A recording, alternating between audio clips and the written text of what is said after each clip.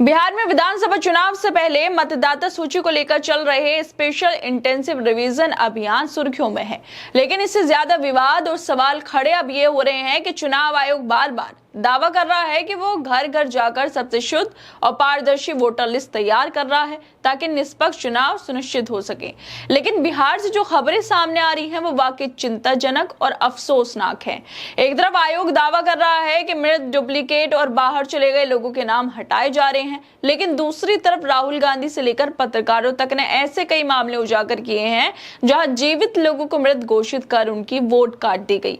राहुल गांधी ने तो कर्नाटक में पहले ही खुलासा किया था कि कैसे एक ही घर में 70-80 वोटरों के नाम दर्ज हैं, और अब द वायर की ताजा रिपोर्ट ने बिहार में और भी चौंकाने वाले सच सामने ला दिया है। सालों से बंद पड़े मकानों में 100 से ज्यादा वोटर्स के नाम दर्ज मिले हैं, जो सवाल उठाता है कि आखिर बिहार में क्या हो रहा है। क्या ये वोटर लिस्ट को ठीक करने की प्रक्रिया है, कुछ और हो रहा है? इन खुलासों ने न सिर्फ चुनाव आयोग की कार्यप्रणाली पर सवाल खड़े किए हैं, बल्कि ये भी सोचने पर मजबूर कर दिया कि बिहार में सरकार और चुनावी तंत्र किस तरह से काम कर रहा है। विपक्ष का आरोप है कि यह सब एक सोची समझी साजिश है, जिसके तहत लाखों मतदाताओं को उनके वोट के अधिकार से वंचित किया जा रहा है।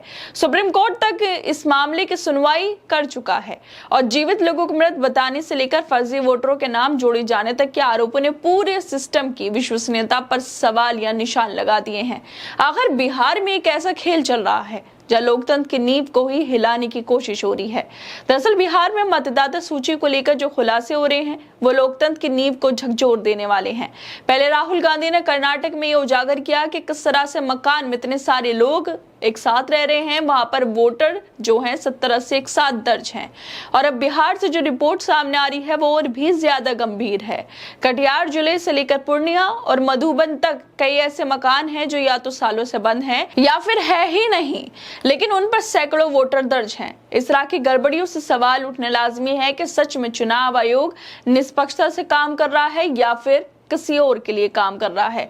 द वायर की रिपोर्ट के हिसाब से कटिहार जिले के बूथ नंबर 222 के मकान नंबर 82 में 197 वोटर दर्ज हैं, लेकिन हैरानी की बात यह है कि ये मकान करीब 20 सालों से बंद पड़ा है।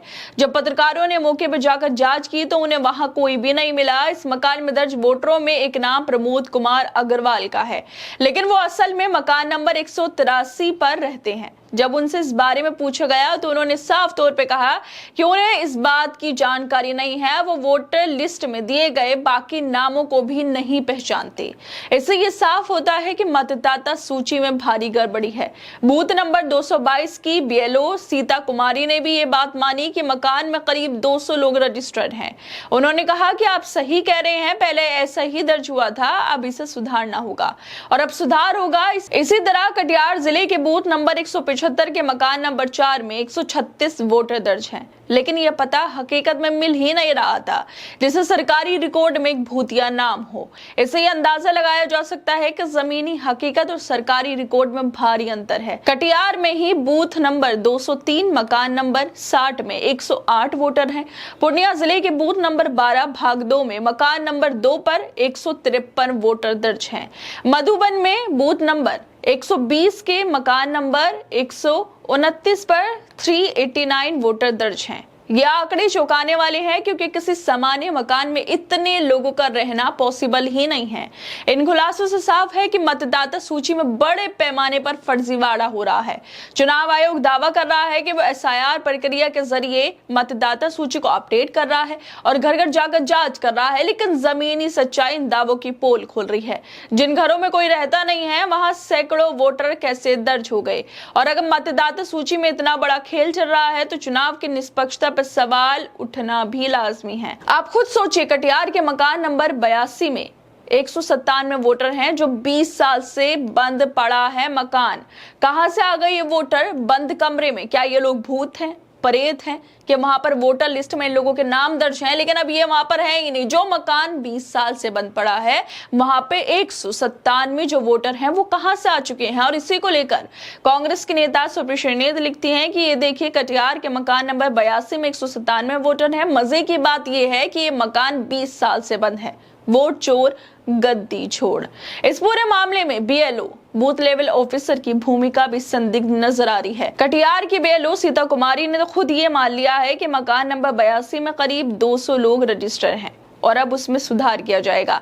लेकिन सवाल ये है कि ये सुधार अब पहले क्यों नहीं किया गया? राहुल गांधी ने जिस वोट चोरी की बात की थी वो अब धीरे धीरे देश के अलग अलग हिस्सों में सामने आ रही है। बिहार में जिस तरह से मतदाता सूची में गड़बड़ियां उजागर हो रही हैं, वो चुनावी प्रक्रिया की पारदर्शिता और विश्वसनीयता पर बड़ा सवाल खड़े कर रही है। और सवाल इसलिए खड़े हो रहे हैं क्योंकि सच्चाई कुछ और है और चुनाव आयोग कुछ और बोल रहा है। चुनाव आयोग जब उससे सवाल पूछे जाते हैं तो सीधे तौर पर राहुल गांधी से बोल देता है कि माफी मांगो। लेकिन ये क्या चीज है जब पत्रकार खुद जाकर हकीकत दिखा रहे हैं कि ऐसा काम हो रहा है बिहार के अंदर कि मकान ही नहीं है, और अगर मकान है तो 20 साल से बंद है और वहां पे 200 के करीब वोटर भी दर्ज हैं। सबसे पहली बात तो ये, एक मकान में 200 लोग कैसे रह सकते हैं, कैसे वोटर हो सकते हैं 200? और दूसरी बात ये, 20 साल से बंद पड़े मकान में किस तरह से वोटर घुस सकते हैं? क्या बंद पड़े मकान में गेट से उनका आना जाना नहीं होता, या वो भूत प्रेत हैं जो कभी गायब हो जाते हैं, कभी नजर आने लगते हैं? आखिर मतलब चल क्या रहा है बिहार के अंदर? ये बेहद ही चिंताजनक बात है जो लगातार सामने आ रही है और विपक्ष भी उठा रहा है।